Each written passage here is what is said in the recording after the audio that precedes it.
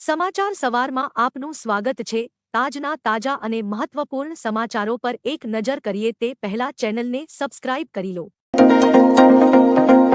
આજે તથા 23 ઓગસ્ટ સુધી આ જિલ્લાઓમાં પડશે વરસાદ। હાલ છેલ્લા કેટલાક દિવસથી ગુજરાતમાં મેઘરાજાએ આરામ લીધો છે, ત્યારે હવામાન વિભાગે સમગ્ર રાજ્યમાં ગાજવીજ સાથે હળવાથી મધ્યમ વરસાદની સંભાવના વ્યક્ત કરી છે, જે મુજબ આજે તથા આગામી 23 ઓગસ્ટ સુધી વડોદરા, છોટા ઉદેપુર અને ભરૂચ, નર્મદા, સુરત અને તાપી, નવસારી, ડાંગ અને વલસાડ, દમણ, દાદરા અને નગર હવેલીમાં ઘણા સ્થળોએ ગાજવીજ સાથે હળવાથી મધ્યમ વરસાદની સંભાવના, જ્યારે રાજ્યના બાકીના જિલ્લાઓમાં અમુક સ્થળોએ ગાજવીજ સાથે હળવાથી મધ્યમ વરસાદની સંભાવના છે।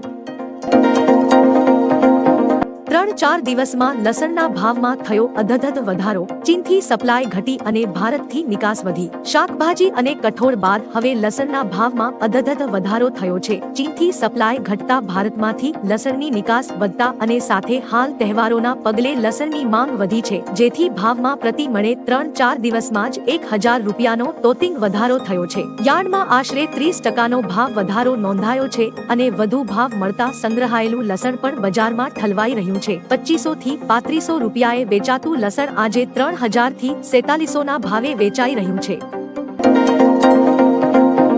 રક્ષાબંધનનો દિવસ ભદ્રાની માયાજાળમાં। રક્ષાબંધનનો તહેવાર આ વર્ષે 19 ઓગસ્ટ 2024 અને સોમવારના રોજ છે। ખાસ વાત એ છે કે શ્રાવણ મહિનાનો સોમવાર પણ છે। આ વર્ષે રક્ષાબંધનના દિવસે ભદ્રા અને પંચકની સાયાને કારણે લોકોમાં રાખડી બાંધવાના શુભ મુહૂર્તને લઈને અસમંજસ પ્રવર્તી રહી છે। ભદ્રામાં કોઈ પણ શુભ કાર્ય થઈ શકતા નથી। ભદ્રા શુભ ન હોવાથી તે પૂર્ણ થયા બાદ જ રક્ષાબંધન ઉજવવી જોઈએ।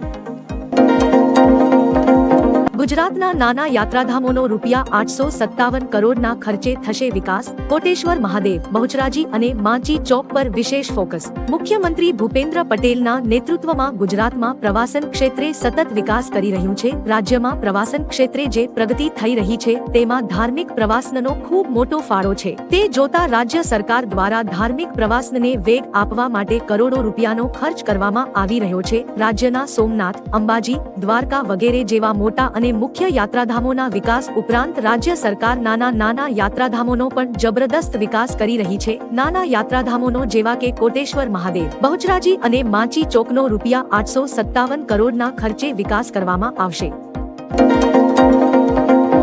કાનપુરમાં સાબરમતી એક્સપ્રેસના 22 ડબ્બા પાટા પરથી ઉતર્યા। ઉત્તર પ્રદેશના કાનપુર જિલ્લામાં શુક્રવારે મોડી રાત્રે ટ્રેન અકસ્માત સર્જાયો હતો। કાનપુર અને ભીમસેન સ્ટેશન વચ્ચેના બ્લોક સેક્શનમાં સાબરમતી એક્સપ્રેસના 22 ડબ્બા પાટા પરથી ઉતરી ગયા હતા। મળતી માહિતી અનુસાર ડ્રાઈવર કહી રહ્યો છે કે બોલ્ડર એન્જિન સાથે અથડાયું હતું, જેના કારણે એન્જિનના કેટલ ગાર્ડને ખરાબ રીતે નુકસાન થયું હતું। મહત્વનું છે કે અમદાવાદ સાબરમતી એક્સપ્રેસ અકસ્માતમાં કોઈને ગંભીર ઈજા થઈ નથી।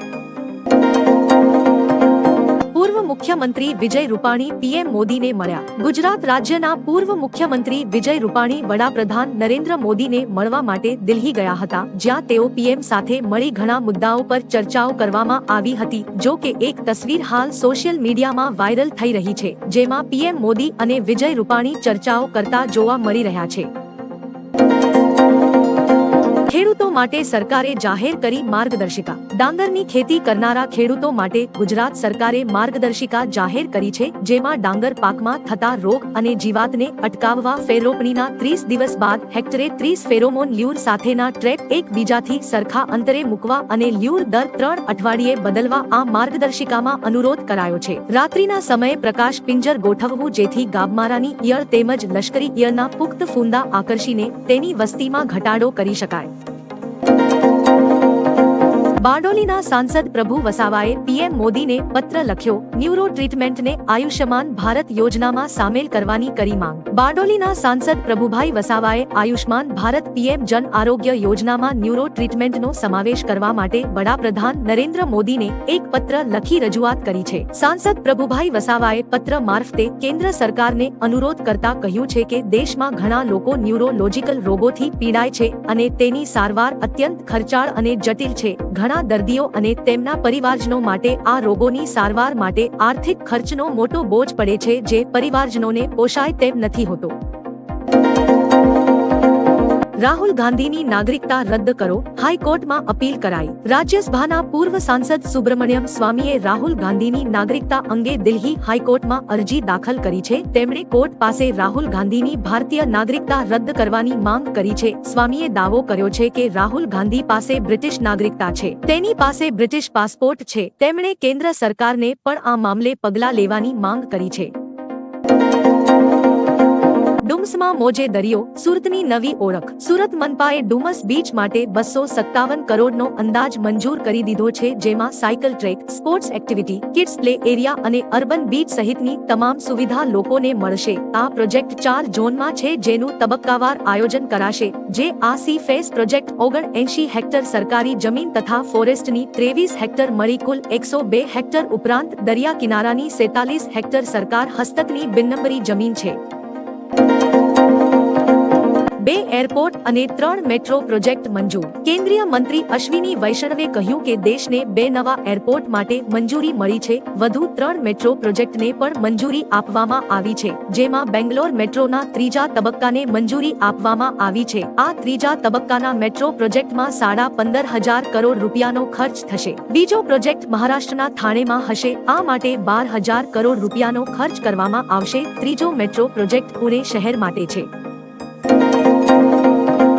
ડિજિટલ ક્રોપ સર્વેની શરૂઆત. રાજ્યમાં ડિજિટલ ક્રોપ સર્વેની શરૂઆત કરવામાં આવી છે. આ સર્વે અંતર્ગત રાજ્યભરમાં પાક વાવેતરનો ડિજિટલ ક્રોપ સર્વે હાથ ધરવામાં આવશે. આ સર્વેમાં હાલ ખરીફ વાવેતર સંદર્ભે ઓનલાઈન વિગતો મળી શકશે. રાજ્યભરમાં 1 કરોડથી વધુ સર્વે નંબરોમાં પાક વાવેતરનો ડિજિટલ ક્રોપ સર્વે થશે. આનાથી ખેડૂતોનું વાવેતર સરકારી ચોપડે નોંધાય અને વિવિધ આફતોમાં સરકાર તેના આધારે સહાય આપે છે.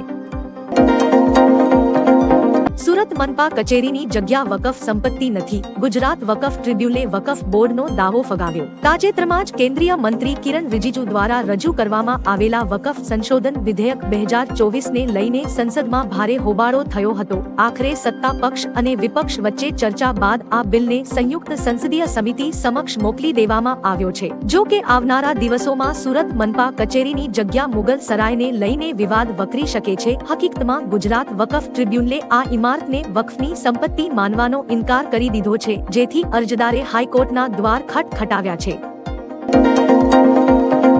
આ પ્રેમ 1000 ગોલ્ડથી પણ વધુ. ભારતીય મહિલા રેસલર વિનેશ ફોગાટ પેરિસથી દિલ્હી પરત ફરી છે, જ્યાં એરપોર્ટ પર તેનું ભવ્ય સ્વાગત થયું હતું. ત્યારબાદ તે પોતાના ઘરે જવા નીકળી હતી. હવે તેણે ગોલ્ડ મેડલની વાત કરી. વિનેશે કહ્યું કે મને જે પ્રેમ અને સન્માન મળ્યું છે તે 1000થી વધુ ગોલ્ડ મેડલ છે. વિનેશે કહ્યું કે તેમણે મને ગોલ્ડ મેડલ નથી આપ્યો, પરંતુ અહીં લોકોએ મને આપી દીધો છે. મને જે પ્રેમ અને સન્માન મળ્યું તે 1000 ગોલ્ડ મેડલથી પણ વધુ છે.